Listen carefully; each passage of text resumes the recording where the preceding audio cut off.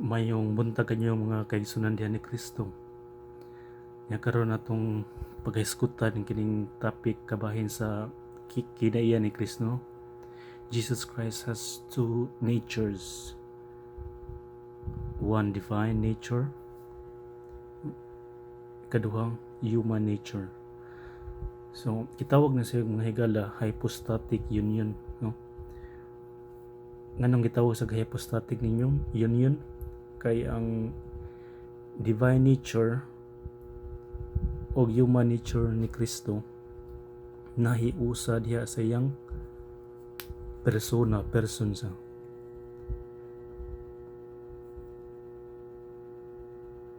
Di mo okay. Nahiusa sa iyang persona ba siya? Kay persona man si Kristo. Nya divine lang.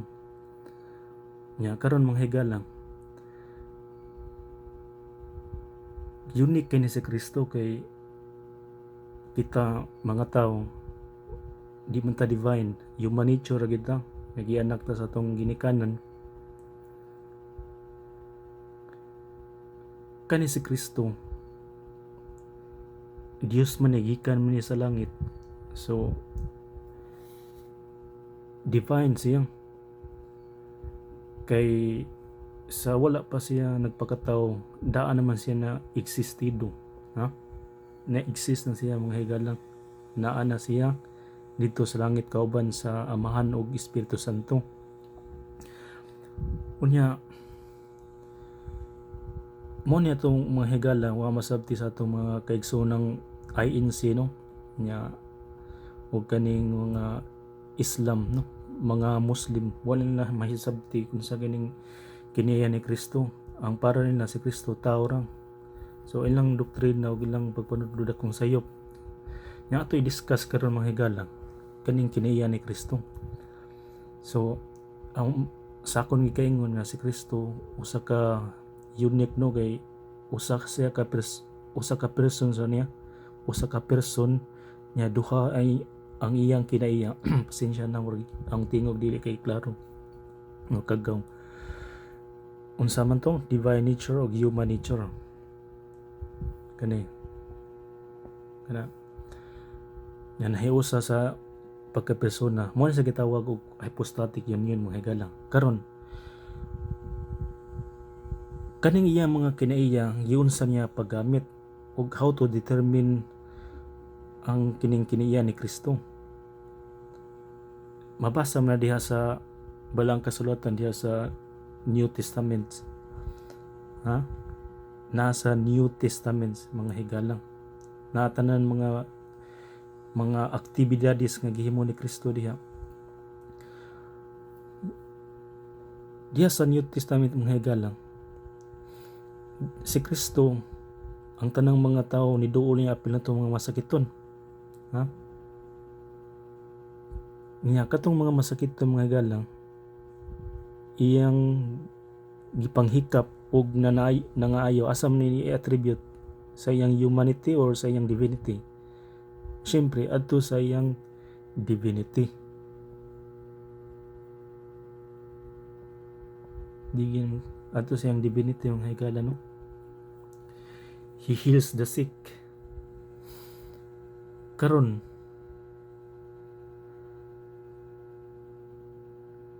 katong patay labi ng si Lazaro, yang suod nga higala, tulo ka adlaw nang namatay, pero iyang gitawag human nabuhi, asa may i-attribute humanity or divinity.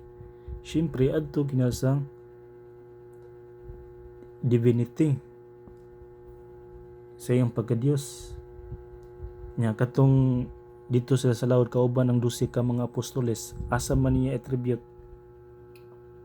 sa iyang humanity or divinity. Siyempre sa divinity nga ang pag cast out sa demonyo mga higalang dito yapon sa divinity ug katong mga hunahuna nga wala gipagawas kanang nagduda sa kabahay ni Kristo ba sa iyang mga binuhatan, kay bawo na ni Kristo yang ang ilang hunahunag kasing-kasing mao to iyang gikorean ng katong mga Parisiyo ug Sadusiyo ug ubang pang mga tawo nga nagduda kaniya.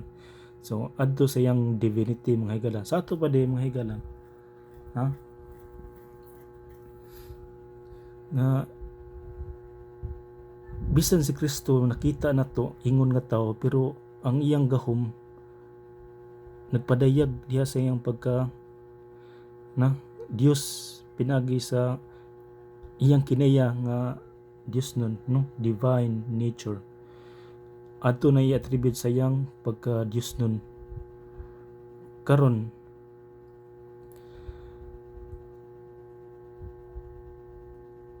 kaning humanity, so dili na to mahibaw-an mga kaigsunan nga kanang unsaon na to pagka kanang i-attribute bang gitawag ni siya og salin natin ng komunikasyon idiomatom, kanang nahiusan ni sila sa usa ka persona pero wa ni magsagol mga higala. Lahi ang divine nature, lahi ang human nature. So kaning si Kristo kay bawam ta nga tawo usab, kay kani 100% Dios, ha? 100% Dios, 100% tao. Nya kani ang pagkatao mga higala, di sa nato ikalimod nga si Kristo mukaon sad, nikaon gyud ang Ginoo kauban sa mga makasasala, no? Kauban sa mga apostoles. Tao gud ang Ginoo nasa baba, ha?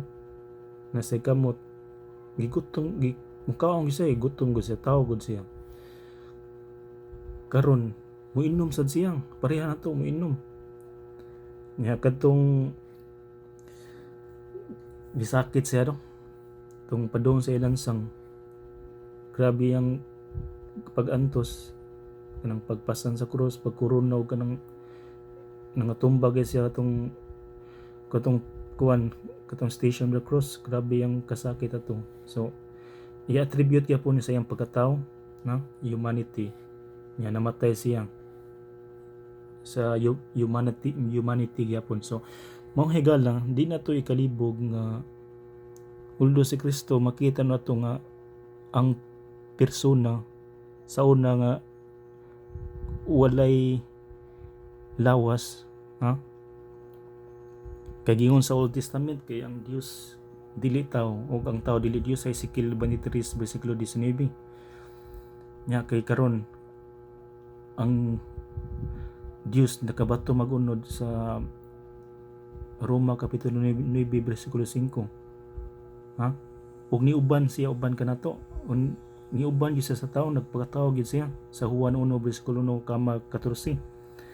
Nya namatay siya sa unang Pedro kapitulo 3 bersikulo 15. So sa ato mga higala, i-confirm sa Tito 2:15 nga siya Dios usab, ha? Bisan ang Dios samahan niingon sa Hebreo 1 bersikulo 8 nga ang imong trono Dios kanang hangtod sa kangturan mulungtad.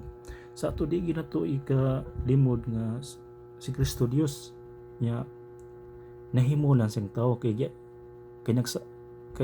nagpakatao gud siya na siya unod kay gisabak siya na ni Birhen Maria. So sa ato pa rin mahigala, ha? Na ang Dios diay Dios ug tao nga matuod, 100% tao, 100% Dios. Nya mao ni masabti sa mga iglesia ni Kristo og sa mga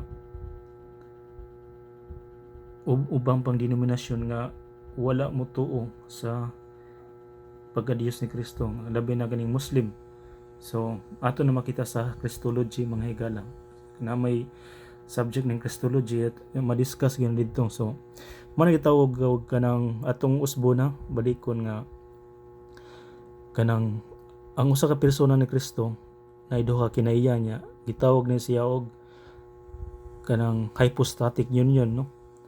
Nya unsa na to pagkaibaw nga kanang asa ni perform iyang pagka divinity ug asa ni perform iyang pagka humanity, gitawag siya og kanang salin natin pa komunikasyon idiom atom kanang atom hibawan kanang asa kanang nibuhat sa iyang pagkatao, iyang mga lihok ug asa sa mibuhat sa iyang pagka-Dios.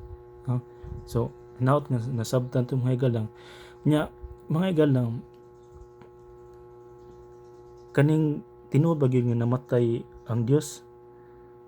Akong tubag niya na mga higalang namatay gyud ang Dios pero dili sa divine nature. Unsa gani dili sa divine nature, kang divine nature di na mamatay, ang kinaiya dili na mamatay. Dili mamatay ang kinaiya ang Dios, ang iyang pagka-Dios dili mamatay. Pero pung pa ni Bishop baka ni adto ni attribute sa kanang gitawag og kanang ultimate subject of attribution mga higalang. Kung panlitan ikaw ako Julius nangawat og cellphone nya makita sa mga tao nga si Julius Good persona nangawat, dili imong pasangilan ang kamot mo hinungdan nga maong kanang mikuha sa maong cellphone. Pero ang gi-record dito sa police station mga higala, si Julius Good tibuok nga pagkatao Julius mo hinungdan sa iyang kanang siya suspect sa pagkawat. So laing analohiya mga higala, kung masama na kong tiil dili na kay tila kung nasama na naapektuhan man gyud ang akong pagkatibok nga tawo, no? Kay di ko katrabaho, di ko tarog lihok, di ilantan ko tungod sa akong samad. So sa ato pa day naapektuhan ang tibok persona gyud. Nga mao sa ni Kristo mga higalang nga although siya Dios pero di na to'y kalimod mga higalang nga namatay gyud siya kay person sauna di sa mamatay kay espiritu man siya. Pero karon naman siya unod sa ato pa day buhi gyud si Kristo, kanang si Kristo kanang namatay gyud siya, ang Dios namatay. Di na to kalimod namatay ang Dios kay ang persona na may unod. So mo na gitawag ultimate subject of attribution. Ang iyang gitawag siya human nature, ang iyang human mo namatay pero ato ni pahintungdan yun kinsa may gipahintungdan nini ang persona person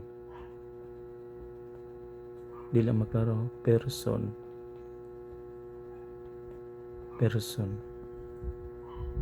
ang tibok ang person gyud niya mo'y namatay. Sa una di siya mamatay kay siya espiritu man, Juan 4:24. Pero karon ang Dios nakabato magunod sa Juan 1:1-14.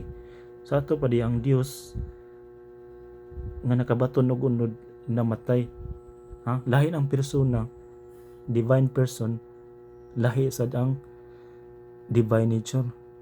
Ang divine nature di man gyud mamatay kay kinaiyam gyud sa persona.